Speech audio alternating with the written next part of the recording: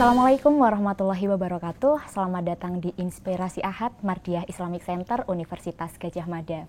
Hari ini kita akan bertemu dan berbincang santai dengan narasumber yang sangat inspiratif tentu saja, karena seperti namanya, Inspirasi Ahad, tentunya kita ingin berbincang dengan tokoh-tokoh yang inspiratif sesuai dengan bidangnya masing-masing. Inspirasi Ahad ini akan kita saksikan bersama-sama setiap hari Minggu, seperti namanya, hari Ahad. Nah, tanpa berlama-lama lagi, nanti kita akan berbincang di sini. Nah, mungkin beberapa teman sudah banyak ya yang mengenal, begitupun ketika saya tanya, kenal nggak sama Mas Fatin misalnya, atau kenal nggak sama Mbak Aska, rata-rata jawabnya kenal gitu. Selama masih anak UGM pasti kenal lah dengan Mbak Aska dan Mas Fatin Naufal ini. Nah, mungkin bisa dikenalkan secara satu kesatuan, tapi saya ingin mengenalkan terpisah dulu ya. Jadi Mbak Aska ini merupakan alumni dari Universitas Gadjah Mada juga. Mas Fatin Naufal juga alumni dari Universitas Gadjah Mada. Jadi kita bertiga ini satu alma mater lah, kita sama-sama dari Universitas Gadjah Mada. Beda dikit doang, Mbak Aska lulusan 2013, Mas Fatin Naufal juga lulusan 2013. Saya lulusan 2016, jadi terlihat masih seumuran lah gitu. Nah, Mbak Aska ini kebetulan kakak tingkat saya dulu di Departemen Politik Pemerintahan. Kalau Mas Naufal agak nyebrang dikit di fakultas agak sebelah dari Fakultas Teknik, jurusannya apa Mas? Teknik Industri. Tekniknya Teknik Industri. Nah, mungkin untuk beberapa orang ada yang sudah tahu bahwa Mas Naufal dan Mbak Aska ini merupakan pasangan suami istri, dan hebatnya lagi bukan di pasangan suami istrinya saja ya, tapi mereka berdua ini merupakan sosok founder dari katakanlah sosial startup, atau kita biasanya mengenalnya dengan istilah sosiopreneur. Makanya kita ingin membahas tentang bisnis yang sosial dan sosial yang bisnis gitu. Oke, tanpa berlama-lama lagi ya, mungkin kita langsung aja ngobrol sama Mbak Aska dan Mas Naufal. Mungkin pertanyaannya ke Mbak Aska dulu ya Mas Naufal. Mohon bersabar, nanti mungkin gilirannya akan Mas Naufal duluan juga. Oke, Mbak Aska, sebelum menjadi seperti saat ini, yang ya tadi ya seperti saat ini itu dalam artian merintis bisnis yang sosial, sosial yang bisnis, sebetulnya ketika menjadi mahasiswa dulu, apa sih sebetulnya cita-cita Mbak Aska gitu? Misalnya aku dulu sejak kuliah pengen banget jadi dosen kalau udah gede. Kalau Mbak Aska dulu apa yang dipikirkan tentang karir? Iya, aku udah kayak kepengin punya cita-cita itu udah sejak SMP, dan jadi waktu SMP tuh pengen banget nih jadi hakim gitu, karena emang aku suka banget pelajaran sejarah, terus PPKN kayak gitu ya. Nah, tapi seiring berjalannya waktu ketika SMA berubah lagi kayak gitu, karena teman-teman aku yang IPS, kan waktu itu aku IPA ya, itu banyak banget yang mau masuk ke Visipol juga, sama Mbak Aska. Kayak gitu. Terus akhirnya, tapi emang aku juga kepengen jadi DPR dan dulu. Nah, terus karena kebetulan di SMA aku itu juga nggak ada yang ngambil jurusan Departemen Politik Pemerintahan, terus akhirnya aku ambil itu gitu. Nah, tapi ketika mahasiswa dan alhamdulillahnya keterima juga di Politik Pemerintahan, ketika kuliah kok ngerasanya agak gimana gitu. Terus akhirnya berubah haluan, dan semester 1 tuh tiba-tiba aku langsung itu bukan berubah haluan sih Mbak, masih semester 1 ya, masih awal-awal lah gitu. Iya sih. Nah, terus akhirnya aku kepengen ini dan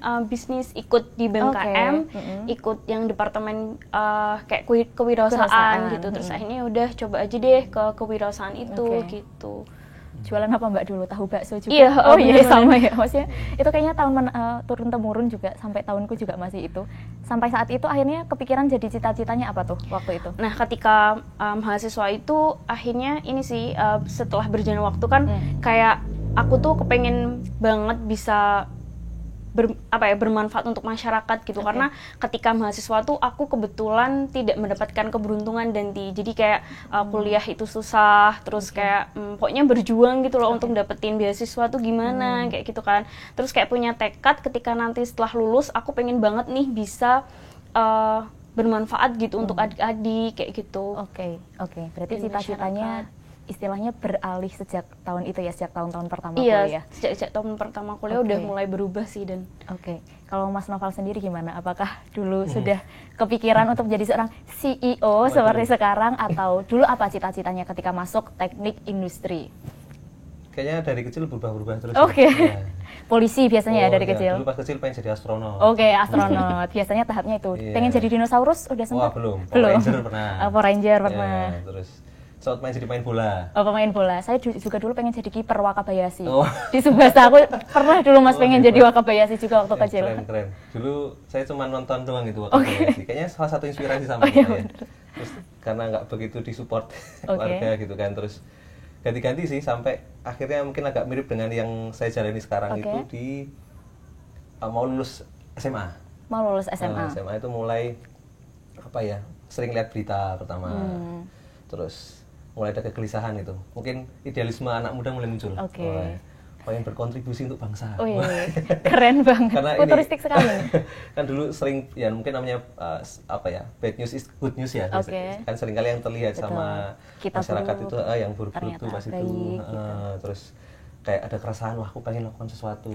Terus pas itu melihat kayaknya sisi ekonomi itu paling berdampak dulu tuh kesannya, kayak kemiskinan, terus Iya, betul. terus ya banyak kriminalitas karena faktor ekonomi Oke. gitulah ya. Terus jadi terdorong, terus kayaknya faktor ekonomi ini menarik untuk digeluti, kayak bisnis maksudnya. Oh iya, oke. Membuka lapangan pekerjaan dan sebagainya. Yap. Terus teman-teman juga dulu banyak yang share terkait apa ya, dulu tuh banyak zaman saya dulu belum ada YouTubean, belum rame ya. Tapi dulu tuh apa, ada yang ngasih voice note gitu loh, ada beberapa kayak ceramah-ceramah jadi entrepreneur. Iya, Wah, itu makin menggerakkan. Nah, akhirnya pas itu kebetulan karena lulus jalur undangan ya kan, selonya panjang. Oh, iya. Terus akhirnya mulailah di situ sama teman, mulai di situ. Nah dari situlah kemudian jadi tertarik di dunia bisnis, Oke. masuk teknik industri UGM pun karena juga itu sih, karena Industri saya, ya, karena teknik saya industri. IPA, terus mana yang paling relate dengan bisnis gitu Oke. kan. Kalau nyebrang kan repot saya ya. Iya, Jadi udahlah, teknik industri ini kayaknya paling pas gitu. Oke. Dibanding belajar lagi PS kan udah yang mending ini aja. Oke. Ya udah, terus alhamdulillah keterima. Sampai sekarang juga akhirnya terjun di dunia itu. Oke, alhamdulillah. Gitu. Oke, tapi terawat nggak Mas cita-citanya? Kalau Mbak Aska dulu kan ibaratnya cerita-ceritanya jadi DPR, masuknya DPP, tapi ibaratnya cita-citanya tidak terawat gitulah Iya, ibaratnya. betul. Ibaratnya. Nah, kalau Mas Naufal sendiri selama studi gitu, merasa terawat nggak cita-citanya? Kalau cita-citanya sih mungkin memang masih kerasa ya. Oke. Tapi apa ya?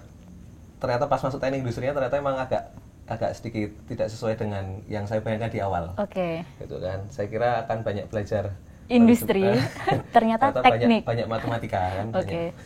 Saya dulu sempat ada titik di mana kayaknya beberapa mata kuliah ini tuh nggak penting gitu. Jadi kayak agak jadi kurang serius di kuliah. Oke. Sempat dulu. Jadi satu hal yang kayaknya nggak perlu ditiru ya ini. Dulu soalnya role model itu dulu orang-orang yang ternyata bisnis sukses itu malah yang DO kan dulu itu.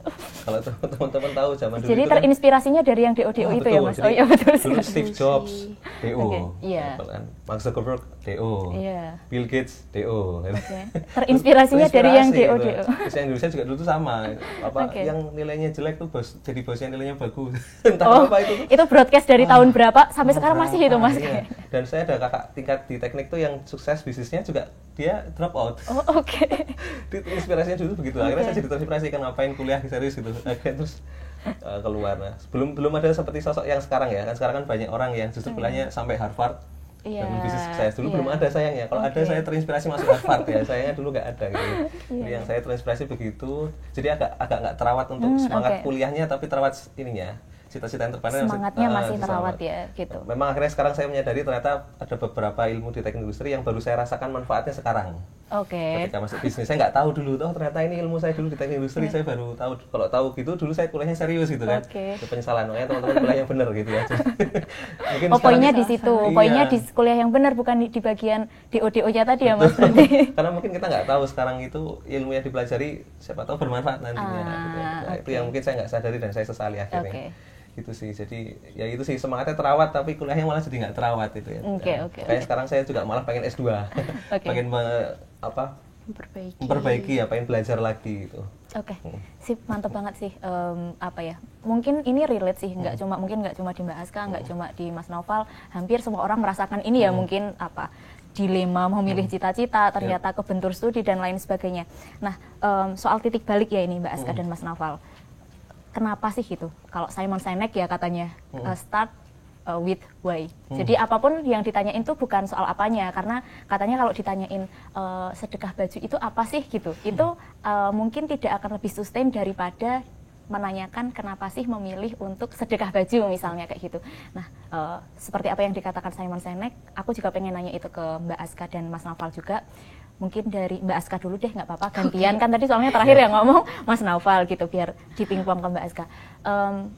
Kenapa dulu akhirnya memutuskan untuk terjun di di dunia ini? Kan aku bisa bilang Mbak Aska ini sangat sosial sekali ya, si sedekah baju ini sangat sosial sekali. Apa sih yang jadi titik balik Mbak Aska akhirnya mikir, udah deh aku pengen ini aja gitu? Iya, jadi Danti dulu itu bahkan sampai sekarang sih sebenarnya aku itu bukan berasal dari keluarga yang mampu Danti. Jadi bahkan serba kekurangan, makanya dulu tuh waktu lulus SMA tuh kayak bisa nggak ya kuliah kayak gitu kan. Tapi akhirnya Allah kasih jalan dan akhirnya dapat beasiswa bidik misi kan dari pemerintah, terus akhirnya bisa kuliah. Nah selama kuliah itu memang ya banyak permasalahan dong tentunya kayak itu, dari buat beli buku aja susah, terus kayak kan pasti kalau misalnya di organisasi kan kayak ada patungan apalah kayak gitu kan, ya kan, itu juga apa namanya kayak ngerasa susah juga kayak gitu. Terus makan aja kayak harus tahan deh kayak gitu, kayak cuma 1 kali sehari kayak gitu kan. Nah dari titik balik itulah ketika mahasiswa aku kayak kepingin banget gitu, punya tekad pokoknya nanti setelah lulus gimana caranya adik-adik aku nih atau generasi selanjutnya kayak gitu jangan sampai ngerasain apa yang aku rasain kayak gitu. Bahkan kayak buat beli baju aja kayak apa sih udah nggak bisa, buat makan aja susah apalagi mau buat beli baju yang kayak primer gitu. aja ya kayak gitu. Terus ya udah akhirnya kayak punya cita-cita terbesarku, dan waktu mahasiswa kan aku juga ikut kegiatan volunteering tuh karena memang dari kegelisahanku sendiri kayak pengen bisa ya berbagi dan biar bisa adik-adikku tuh bisa lebih sukses dibandingkan aku kayak gitu kan. Nah dari kegiatan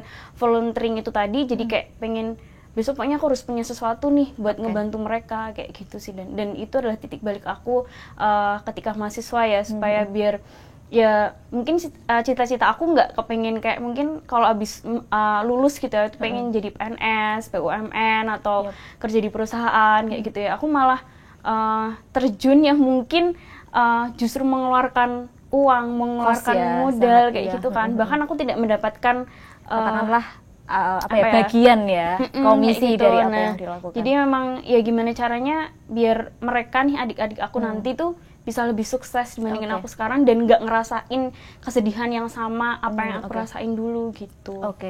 Dari apa yang Mbak Aska rasakan, kemudian titik balik yang tadi sudah diceritakan Mbak Aska, apa yang kemudian Mbak Aska lakukan? Apakah pertamanya langsung, oh aku pengen nih Unfall Foundation itu misalnya, atau sedekah baju dulu nih kayak gitu, atau apa waktu itu yang secara strategik apa ya sih yang dilakukan Mbak Aska ketika punya keresahan itu gitu?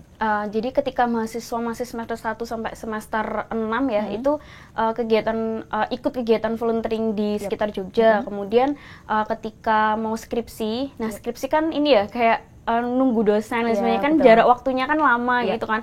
Nah itu aku mulai ayo dosen lama, ayo Mbak Aska teruskan. Mulai keliling-keliling terjun ke lapangan yang agak jauh, jadi kayak ke Pulau Komodo, terus ke Sulawesi, Sumatera kayak gitu-gitu. Jadi kayak gimana caranya biar tahulah kondisinya gimana ya di beberapa daerah gitu. ini. Dan adik-adik aku gimana sih yang di sana, apakah fasilitasnya juga memenuhi gitu untuk mereka bisa sekolah dengan layak kayak gitu kan. Dan terus akhirnya yaudah bisa ini sih bikin gerakan sosial kan di sana. Iya gitu.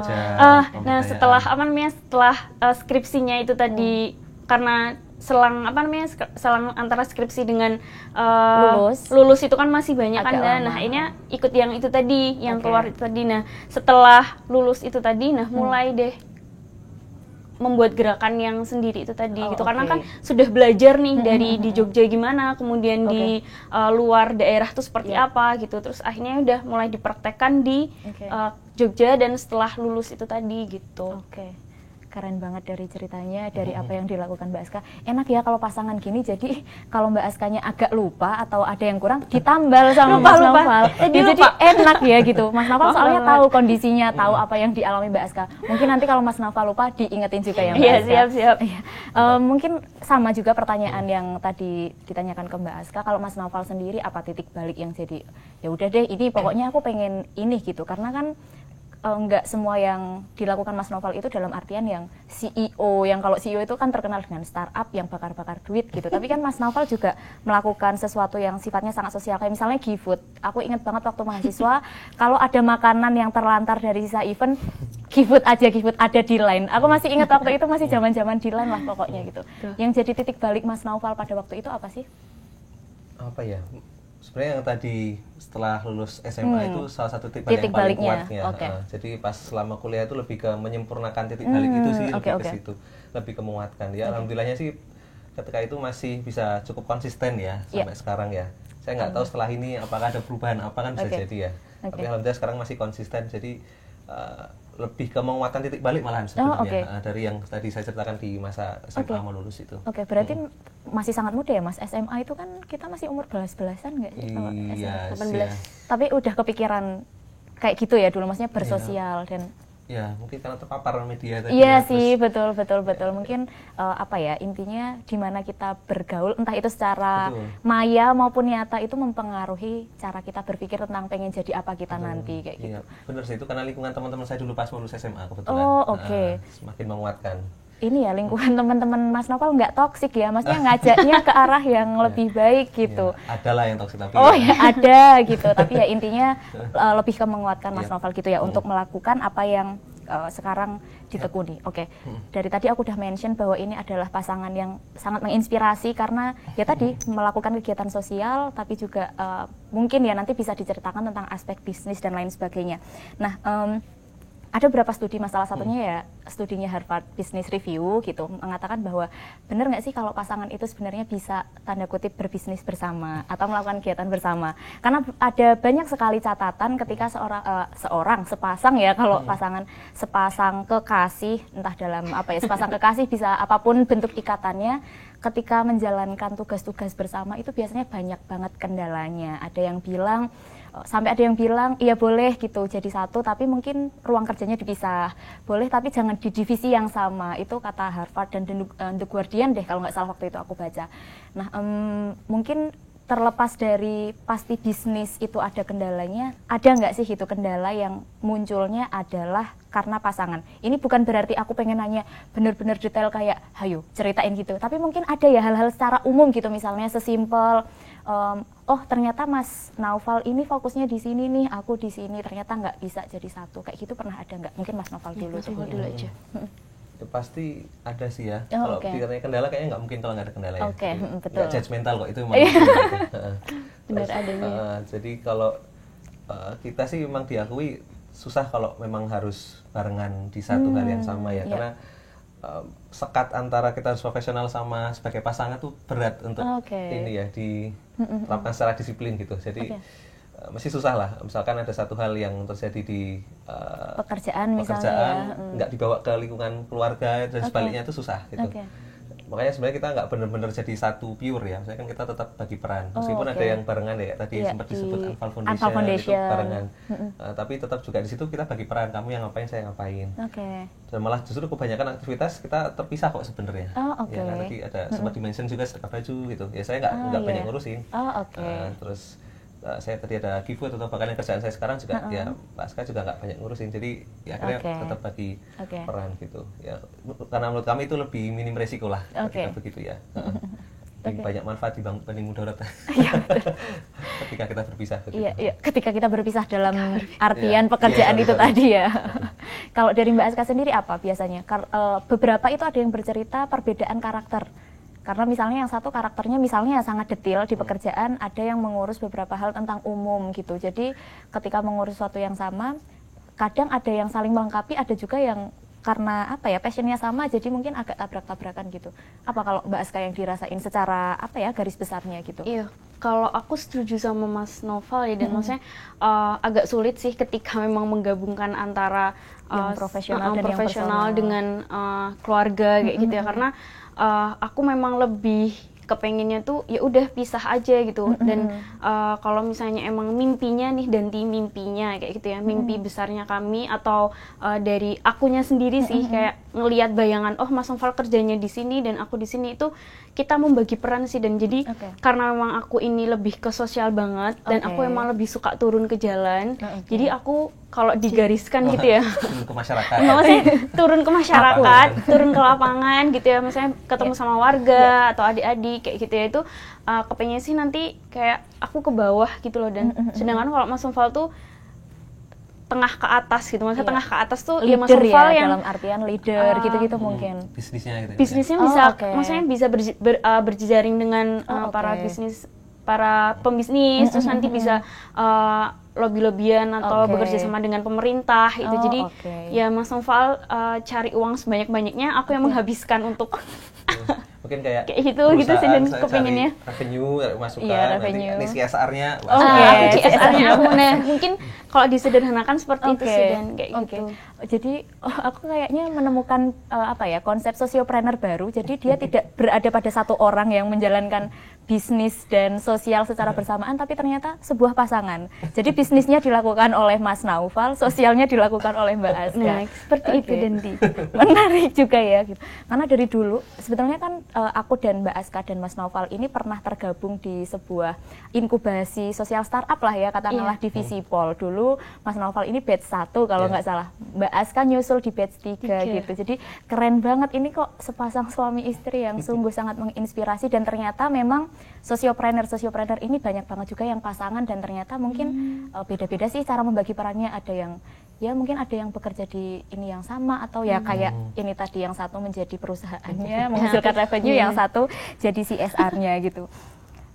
Nah, kalau dari tadi itu kan baru cerita soal ininya ya, soal kapan memulai dan lain-lain. Nah, kalau boleh ditarik lagi gitu, sebetulnya secara settle itu dimatangkan ketika sudah berkeluarga atau sebelumnya bisnis yang dilakukan oleh Mas Naufal maupun Mbak Aska. Jadi sebelum ketemu udah sama-sama settle dengan ibaratnya ide masing-masing itu udah berkembang, atau kayaknya pertemuan inilah yang menjadikan usaha kita menjadi semakin solid gitu. Siapa dulu nih? Aku. Gantian tadi. Oke, mungkin Mbak Aska. Aku ya.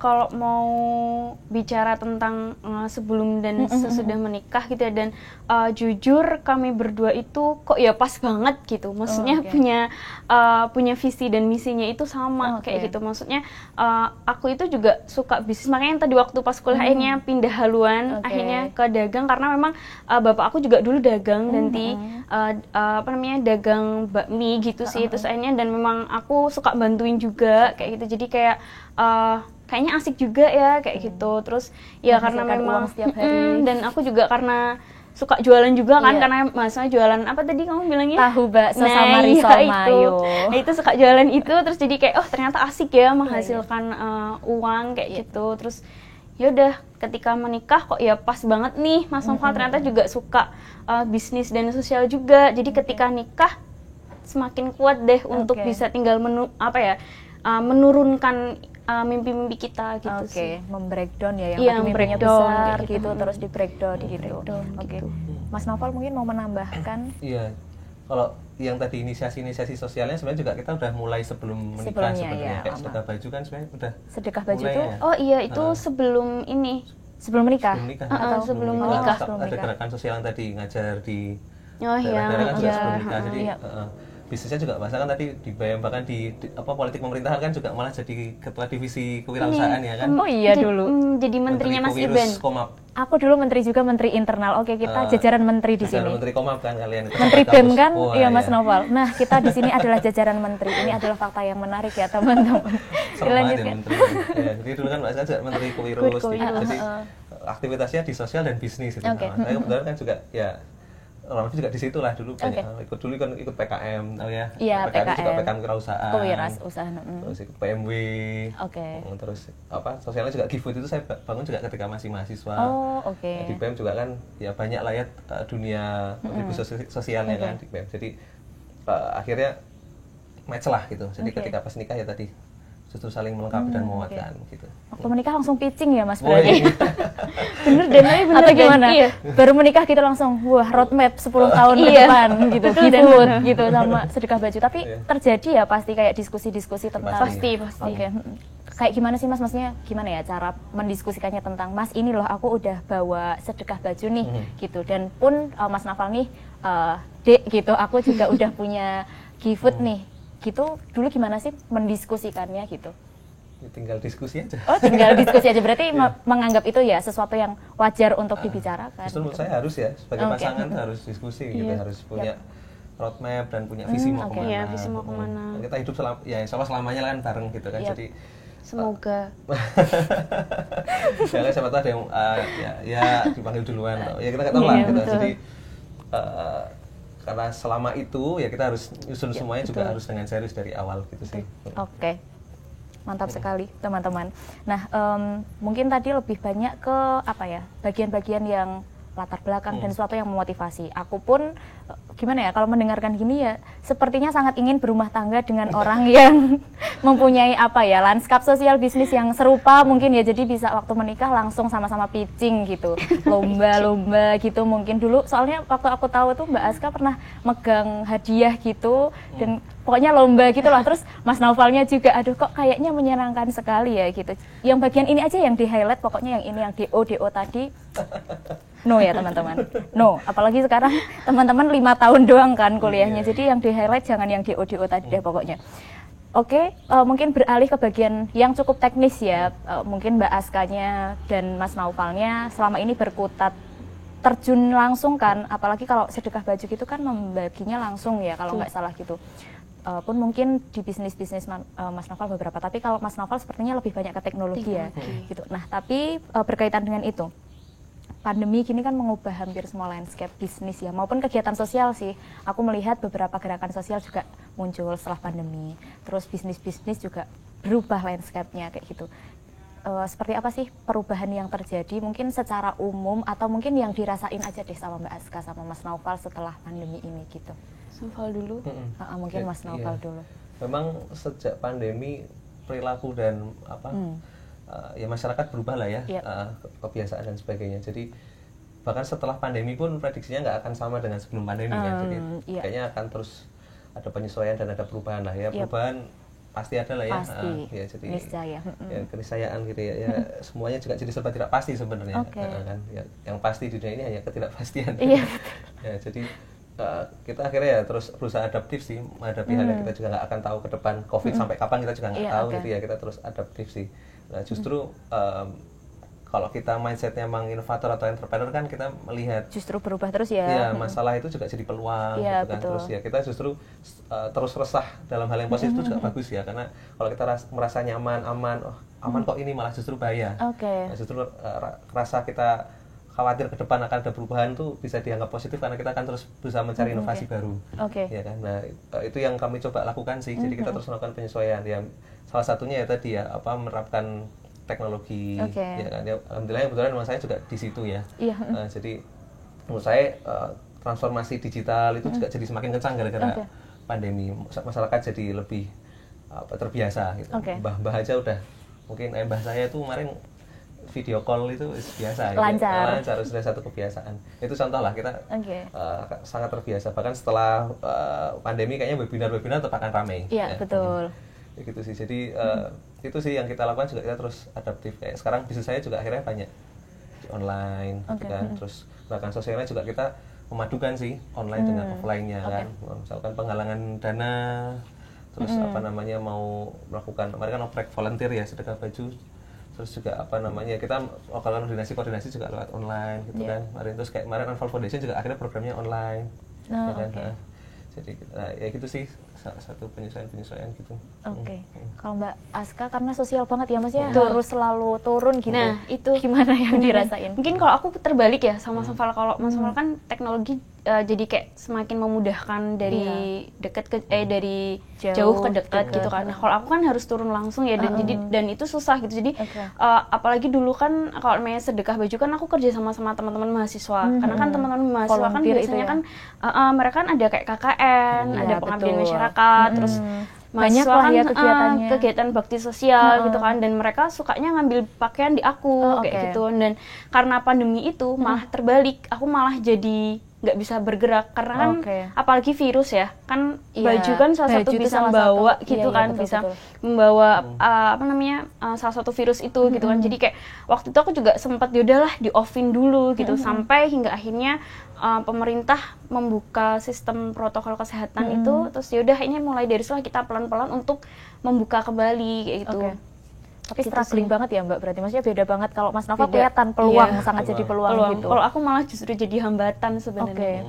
gitu sih. Karena kan teman-teman mahasiswa kan jadi online semua kan, mereka betul, jadi nggak ada yang offline untuk turun ke lapangan, jadi nggak ada kan kayak itu. Dan aku juga kelabakan gitu. Bahkan kemarin juga dari donatur sedekah baju itu bahkan udah sampai 900 orang yang ngisi di yang di formnya itu ya ibaratnya.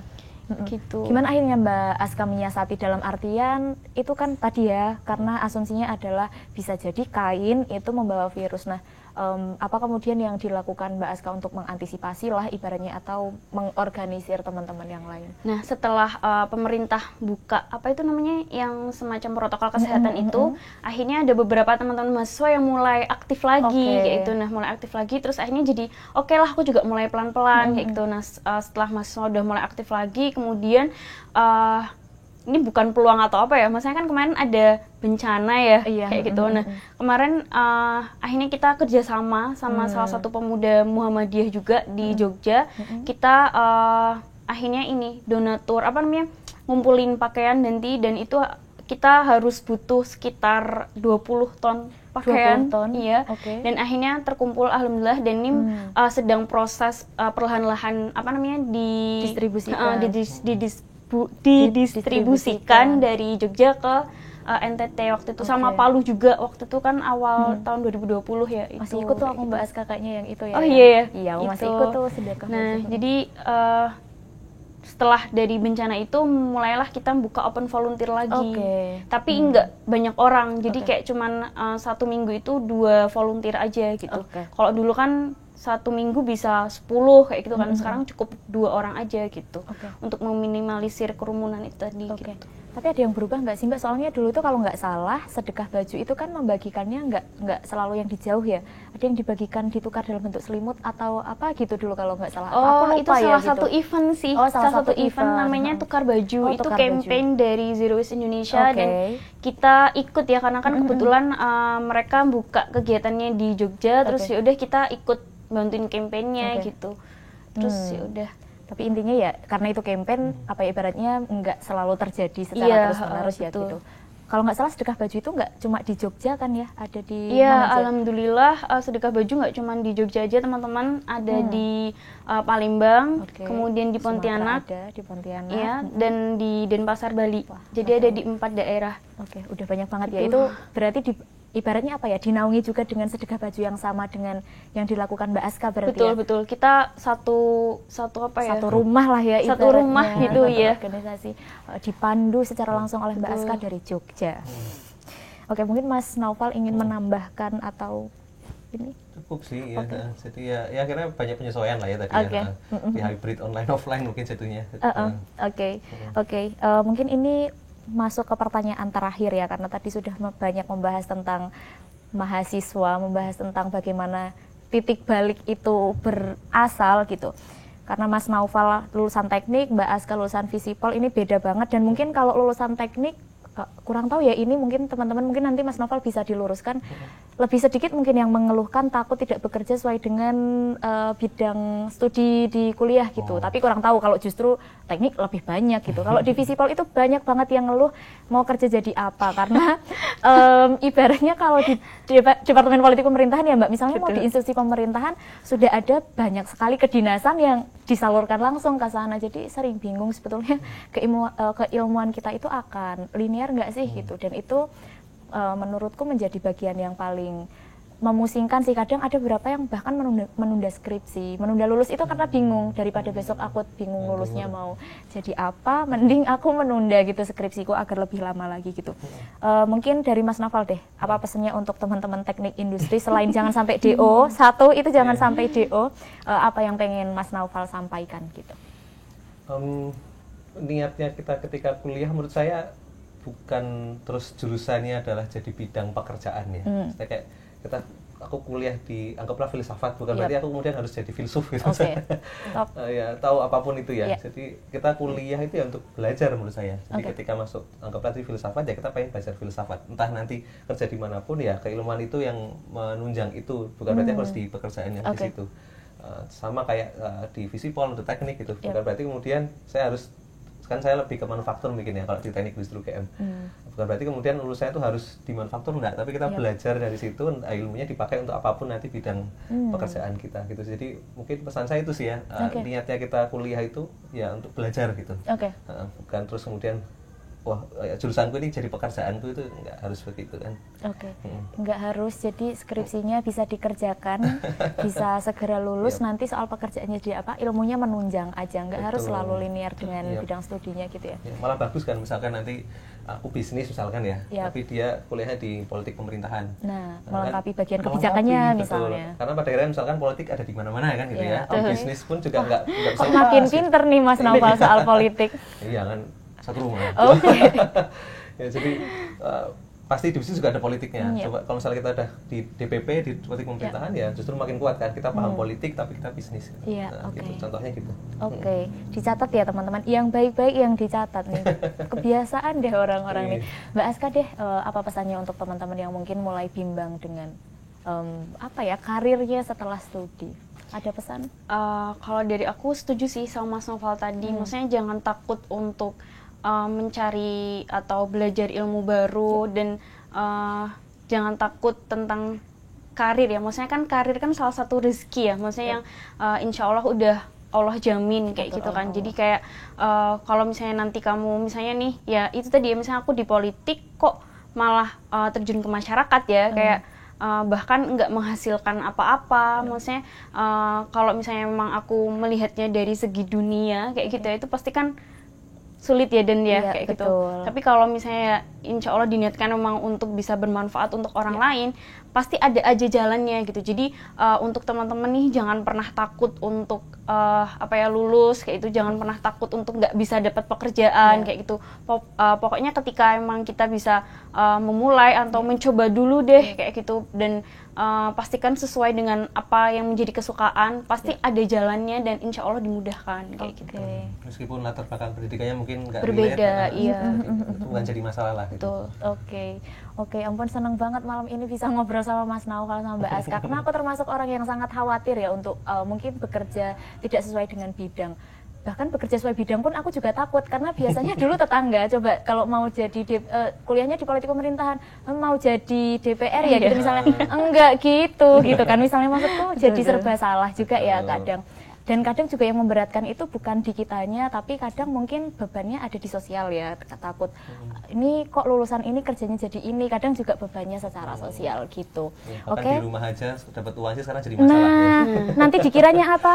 Ngepet. Nah, jadi sekarang itu problematik juga ya, pekerjaan-pekerjaan sebenarnya memang sudah bisa diakselerasi lewat digital, tapi memang mungkin masyarakatnya yang belum siap gitu dengan apa yang tadi sudah disampaikan Mas Naufal maupun Mbak Aska. Oke, itu tadi adalah pertanyaan terakhir untuk sesi inspirasi Ahad kita malam ini, tapi sebelum ditutup aku akan ada 2 pertanyaan cepat yang harus dijawab sama Mas Naufal sama Mbak Aska secara bersamaan.